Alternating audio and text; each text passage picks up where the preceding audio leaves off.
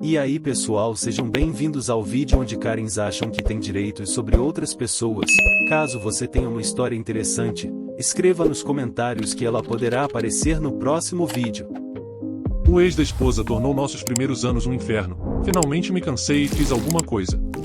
Obrigado a todos pelo apoio no último post, mas recentemente isso me fez pensar, caramba, eu realmente tenho muitas histórias de pessoas tóxicas da família da minha esposa. Como o início dessa época horrível não é algo que me pertence contar, darei uma visão geral breve. Os planos do ex-marido da minha esposa, a de desgraçado, para quando eles se casassem. Minha esposa não poderia se vestir como uma pessoa normal, apenas vestidos de corpo inteiro à moda antiga, como sua tia Lucille.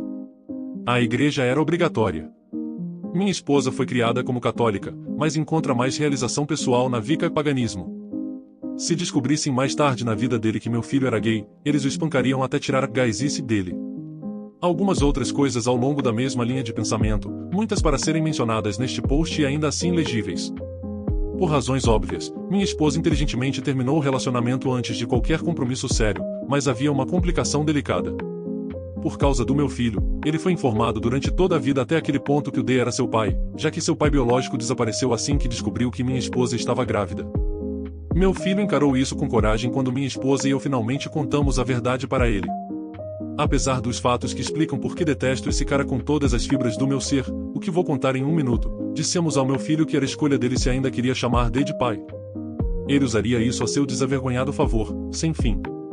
Comprando jordas personalizados com o nome do meu filho e pai bordado nos calcanhares como presente de aniversário, por exemplo, enquanto meu filho morava na minha casa.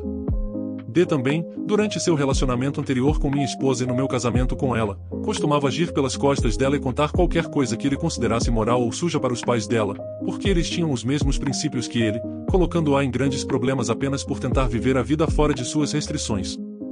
Esse cara é um covarde sem espinha dorsal e só assustei minha esposa com minha raiva algumas vezes em nosso relacionamento, a maioria dessas vezes foi por causa dele. A raiva alta e depois há uma raiva quieta e irradiante. Durante o primeiro ano do meu casamento, esse idiota ligava regularmente para minha esposa, exigindo falar com os seus filhos. Se eles não estavam disponíveis ou se simplesmente não queríamos lidar com ele, ele ligava para os pais dela e dizia que estávamos negando a ele o acesso aos filhos. Minha esposa diz que pessoas como D são conhecidas como papais de mentira, ou seja, só assumem o papel de pai quando há pontos positivos a serem conquistados com as crianças ou quando há uma boa publicidade. Algumas vezes, quando fomos visitar os pais dela, de repente o D aparecia do nada e não podíamos fugir. Natal, férias de verão, você escolhe, ele aparecia pedindo para sair com nossos filhos. Finalmente, depois de cerca de 3 vezes em que ele fez minha esposa chorar com suas besteiras, eu tinha tido o bastante. Esse homem havia feito a mulher com quem eu estava construindo um futuro chorar de fúria impotente, e isso tornava meu inimigo. Da próxima vez que ele ligou, minha esposa mais uma vez estava em estado de angústia emocional. Estendi minha mão e disse com tom de raiva tranquila, inquirida. O telefone. Então levei o telefone para a varanda dos fundos e dei uma boa lição nele, algo assim. D, em alô. M, em escuta aqui, seu merda sem coragem. Eu já tive o bastante da sua merda poluindo meu relacionamento. Essa mulher, essas crianças, são minhas agora. O fato de estarmos falando agora mesmo mostra claramente o quão magnânima é minha esposa, enfatizando como ele não tem vínculos aqui. Então é o seguinte. Você vai parar com sua merda. Quer brincar de ser papai? Beleza. Então comece a pagar pensão alimentícia para essas crianças que você tanto quer reivindicar. Se não, então caia fora. Esse jogo que você está tentando jogar é de pagamento. Sem esse dinheiro, você não tem vínculos com essas crianças, e juro por Deus que se isso continuar, é melhor você rezar para que eu não te encontre. Então decida logo, porra, a escolha é sua. D, e então, posso falar com meus filhos? Eu juro por tudo que é mais sagrado, Reddit, eu vi vermelho. Tive que desligar imediatamente antes de quebrar o telefone da minha esposa. A audácia e o ego desse imbecil colossal, como costumávamos chamar no corpo de fuzileiros. E, é claro, os pais dela ficaram do lado dele em tudo isso. Não muito tempo depois, recebemos uma ligação deles perguntando como ela podia me deixar falar com o homem que havia feito tanto para ajudá-la a criar aquelas crianças antes de eu aparecer. De forma inequívoca, minha esposa e eu explicamos que não vou a lugar nenhum. Ele não é o pai delas. Eles precisam tirar a cabeça da bunda ou vou apresentar a eles uma oferta semelhante à que dei a D. Da próxima vez que vi D pessoalmente, porque é claro que os pais dela o convidaram para um encontro familiar, ele ficou me encarando a maior parte do tempo. Sou quase uma cabeça mais alta e 2 vezes mais largo que ele. Tudo o que fiz foi olhá-lo de um jeito que dizia: tente, desgraçado, eu vou te enterrar. Ah, e não vamos esquecer que ele tem uma nova mulher, que ele tão orgulhosamente trouxe consigo quando visitamos no Natal alguns anos atrás. Minha filha ainda era um bebê de 6 meses na época, e a mulher perguntou se podia segurá-la.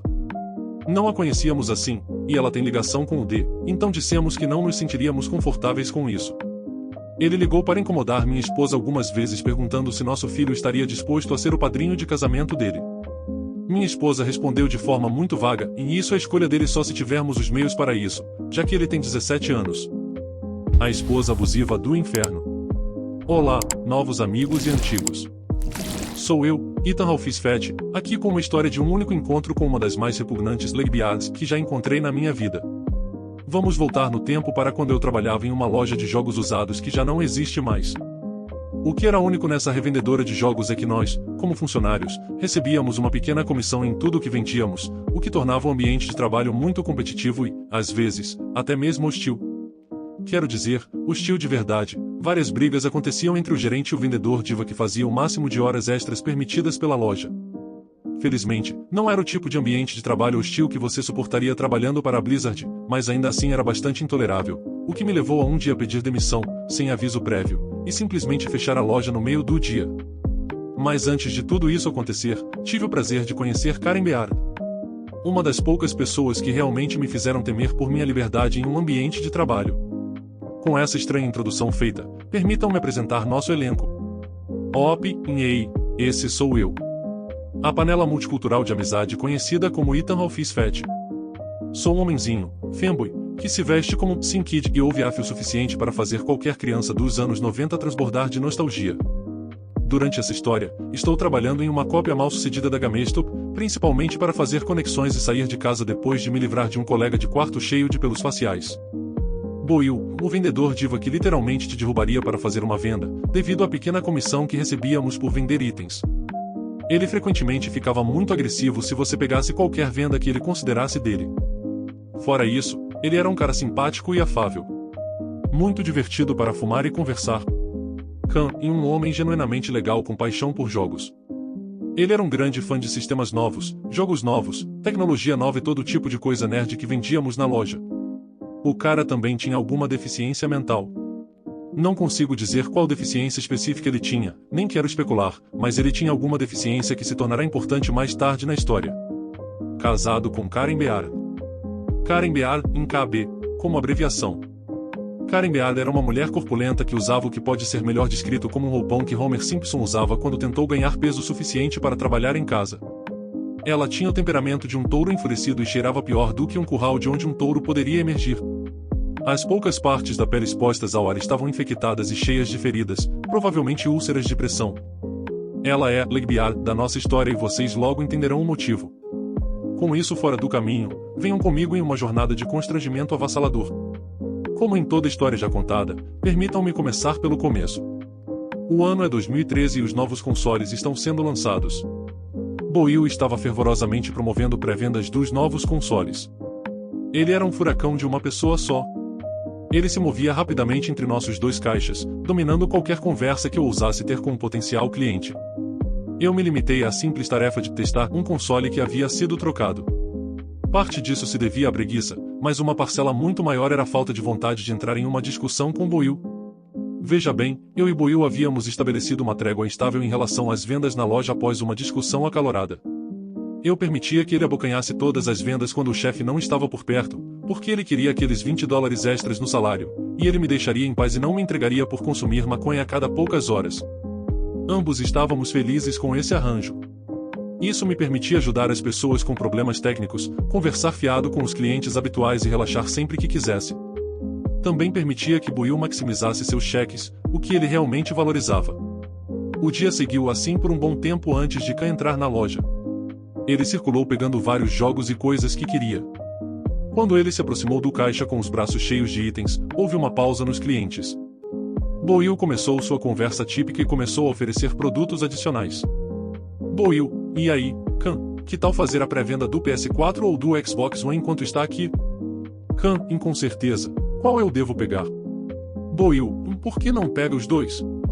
Vai ser difícil encontrar esses consoles na época do Natal. Então, o que você não quiser, pode sempre revender. Khan, você acha que eles vão ser realmente tão raros assim? Boil, eu pedi 5 de cada um, então posso revendê-los. A escassez gera competição. Acredito que vou conseguir dobrar meu investimento. Boil não estava mentindo, completamente, ele de fato fez várias pré-vendas de consoles. Mas foi muito mais do que apenas 5. Ele fez com que amigos e familiares também fizessem pré-vendas. Boil podia ser ganancioso por dinheiro, mas não era ganancioso ou estúpido. Ele sabia o que estava fazendo quando se tratava de ganhar uma grana. Khan, bem, se for assim, vou fazer a pré-venda de 2 de cada um. Boil, isso é incrível. Aqui, por que você não dá uma olhada nos jogos de lançamento enquanto eu faço os registros? Você quer pegar alguns controles extras? Khan, bem. Boil, que tal nós apenas pedirmos para você? E se você não quiser, pode devolvê-los? Khan, ok, parece bom. Boil foi mencionando uma lista inteira de coisas para adicionar à venda enquanto a conversa continuava. Eu apenas balancei a cabeça. Nunca gostei de como Boil vendia agressivamente para o Khan, sem saber exatamente qual era a deficiência dele, sempre parecia errado. Esse era um problema que eu já havia levantado com o Boil quando as pré-vendas foram concluídas e as compras do Khan foram feitas. Op, você acha que é certo vender tão agressivamente para o Khan? Boil, com certeza. Op, você sabe que ele tem uma deficiência, certo? Boil, não, eu não sabia disso. Talvez ele apenas fale estranho. Levou muitos golpes na cabeça como um boxeador semi-profissional. Eu não o conheço nem sua vida. Só sei que ele tem dinheiro para gastar. Op, ok, bem, ele tem uma deficiência. Agora você sabe. Isso afeta a sua opinião? Boil, absolutamente não, ele tem permissão para fazer o que quiser com o dinheiro dele. Não é meu trabalho ser seu consultor financeiro. Op, e não estou dizendo que você precisa controlar os gastos dele, só estou dizendo para talvez não empurrar os produtos com tanta força para ele. Boil, o dono me disse especificamente para vender com toda a força para quem quer que seja. Isso inclui o Khan. Ele estava correto, o dono tinha ouvido minhas reclamações sobre isso e ignorado minhas preocupações no passado. Até onde eu sei, o que o Boil estava fazendo não era ilegal, talvez imoral, mas não ilegal. Então eu deixei para lá. Não havia sentido em continuar discutindo esse ponto. Isso não me impediria de discutir com o Boil novamente no futuro, mas por enquanto eu deixaria para lá. Dias se passaram, viraram semanas e logo aquele fatídico dia de novembro chegou. Estávamos lotados de pessoas buscando seus consoles. Khan, é claro, apareceu e acabou comprando ainda mais coisas. Ele acabou saindo gastando mais de $3.000. O que era bom para o Boil, mas seria uma catástrofe iminente para mim em menos de uma semana. Eu estava abrindo a loja sozinho uma semana depois que Khan pegou seus consoles. Tinha tudo arrumado e pronto para começar.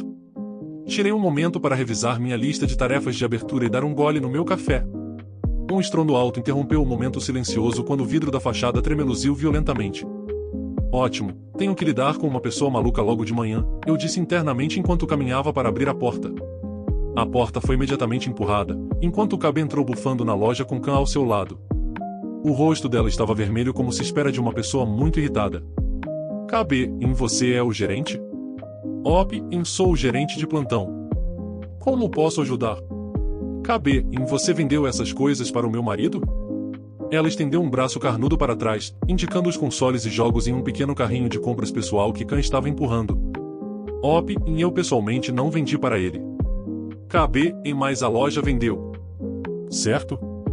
Op, lembro de vê-lo comprando isso aqui. Então sim, ele adquiriu aqui. KB, você está me provocando? Op, não, estou apenas falando de forma bastante deliberada. Se você puder me seguir até o balcão, podemos discutir isso melhor. Eu caminhei em direção ao balcão de vidro e me posicionei atrás dele enquanto KB continuava a me atacar verbalmente. KB, não vire as costas para mim. Eu quero que você devolva todas essas coisas agora mesmo. Op, não posso fazer isso. KB, por quê? Op, a loja tem uma política de não devolução. Todas as vendas são finais.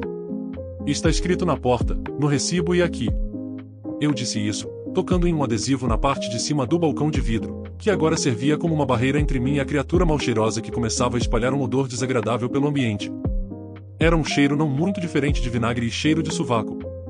KB, em meu marido é mentalmente incapacitado. Ele não sabe o que está fazendo. Vocês, degenerados, se aproveitaram dele. OP, em ninguém se aproveitou dele. Ele comprou o que queria e tem todo o direito de fazer isso. KB, e não, ele não pode fazer o que quiser, ele é, insira uma palavra que não usamos mais para se referir a pessoas neurodivergentes. OP, em senhora, peço que não use essa palavra. Ela então gritou a palavra várias vezes. Ela encerrou essa manifestação verbal me chamando de degenerado, insira uma palavra que não usamos mais para se referir a pessoas gays.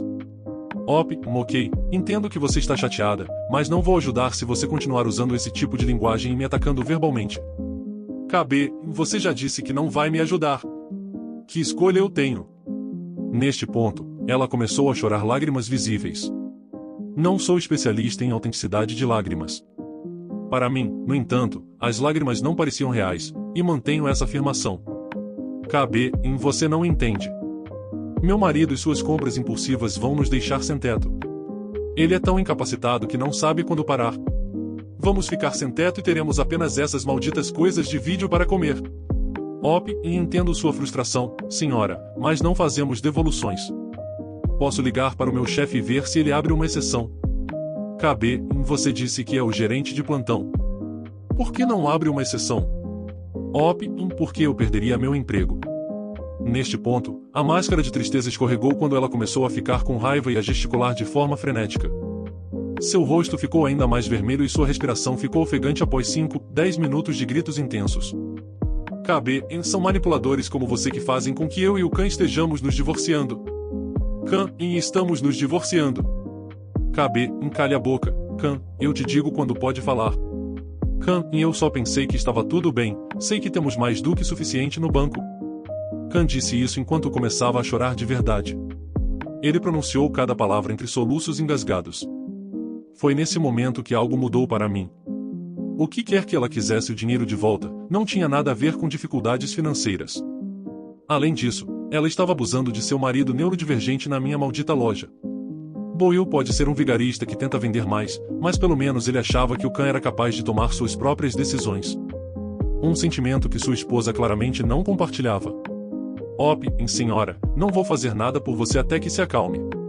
Um jovem casal entrou na loja enquanto eu dizia isso, o que desviou minha atenção da KB por um segundo.